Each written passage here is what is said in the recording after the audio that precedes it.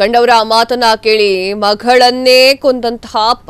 Tennis academy ನಡೆಸುತ್ತಿದ್ದಂತಹ ಮಗಳನ್ನೇ ಕೊಂದಿರುವಂತಹ ಅಪ್ಪ. ನೀನು ಮಗಳ ದುಡಿಮೆಯಲ್ಲಿ ಬದುಕ್ತಾ ಇದ್ದೀಯಾ ಅಂತ ಹೇಳಿ ಊರವ್ರು ಹೇಳ್ತಿದ್ರಂತೆ.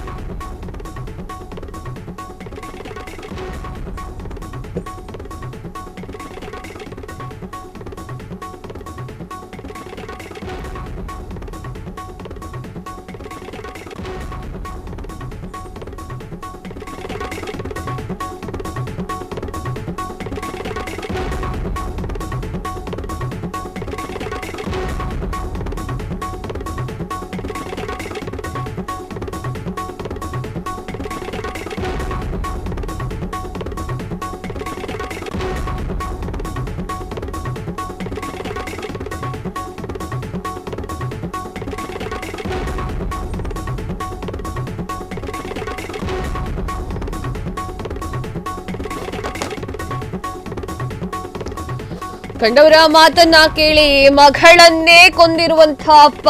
ಟೆನ್ನಿಸ್ ಅಕಾಡೆಮಿ ನಡೆಸ್ತಾ ಇದ್ದಂತಹ ಮಗಳನ್ನೇ ಕೊಂದಿರುವಂತಹ ಅಪ್ಪ. ನೀನು ಮಗಳ ದುಡಿಮೆಯಲ್ಲಿ ಬದುಕ್ತಾ ಇದ್ದೀಯಾ ಅಂತ ಹೇಳ್ತಾ ಇದ್ದಂತಹ ಊರವರು ಅಲ್ಲ, ಅದಕ್ಕೆ ಯಾಕೆ ಮಗಳನ್ನ ಕೊಲ್ಲಬೇಕು ಅಂತ. ಮಗಳ ದುಡ್ಡಲ್ಲಿ ಬದುಕ್ತಿದ್ದೀನಿ ಅಂತಂದ್ರೆ ಹೆಮ್ಮೆ ಪಡ್ಬೇಕದು. ಊರವರ ಮೊದಲಿಗೆ ಅಂದ್ರೆ ಊರವರ ಮಾತುಗಳಿಗೆ ಬೇಸತ್ತಂತಹ ಈತ ಮಗಳನ್ನೇ ಗುಂಡಿಟ್ಟು ಕೊಂದಿದ್ದಾನೆ.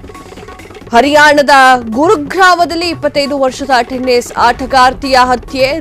ರಾಜ್ಯ ಮಟ್ಟದ ಟೆನ್ನಿಸ್ ಆಟಗಾರ್ತಿಯಾಗಿದ್ದಂತಹ ರಾಧಿಕಾ ಯಾದವ್ ಹತ್ಯೆ ಮಾಡಲಾಗಿದೆ. 2 ಅಂತಸ್ತಿನ ಮನೆಯ ಈಜುಕೊಳದ ಬಳಿ ಮಗಳನ್ನೇ ಕೊಂದು ಹಾಕಿರುವಂತಹ ಅಪ್ಪ.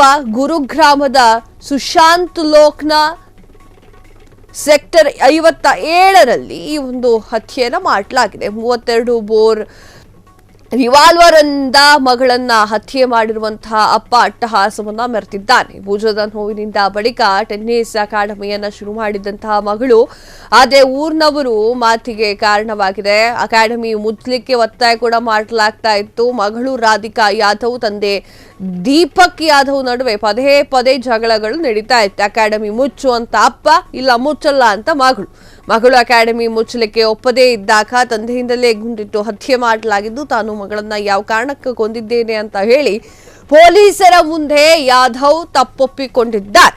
ಎಸ್ ವೀಕ್ಷಕರೇ, ಕಂಡೋರ್ ಮಾತಿಗೆ ಬೆಲೆ ಕೊಟ್ರೆ ಏನಾಗುತ್ತೆ? ಈ ಒಂದು ಸ್ಟೋರಿಯನ್ನ ನೀವು ನೋಡ್ಬೇಕು. ಹೆಂಗೋ ಮಗಳು ಚೆನ್ನಾಗಿ ದುಡಿಮೆ ಮಾಡ್ತಾ ಇದ್ಲ, ಅಕಾಡೆಮಿಯನ್ನ ಸ್ಥಾಪನೆ ಮಾಡಿ ತನಗಿರುವಂತಹ ಒಂದು ಕಲೆಯಿಂದ ಸ್ಪೋರ್ಟ್ಸ್ ಇಂದ ಆಕೆ ಒಂದು ಅಕಾಡೆಮಿಯನ್ನು ಓಪನ್ ಮಾಡಿದ್ಲು.